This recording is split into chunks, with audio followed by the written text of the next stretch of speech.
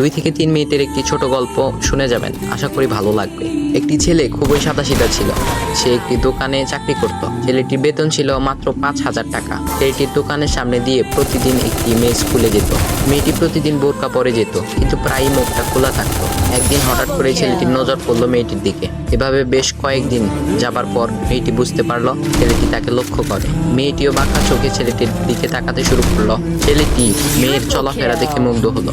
আফসোস করতে লাগলো, ইস, যদি আমিও আজ পড়াশোনা করতে পারতাম, তাহলে সাহস করে মেয়েটির সাথে কথা বলতে পারতাম। মেয়েটি বুঝতে পারলো ছেলেটি তাকে ভীষণ পছন্দ করে। তাই একদিন মেয়েটি ছেলেটির দোকানের পাশে দাঁড়িয়ে রইল।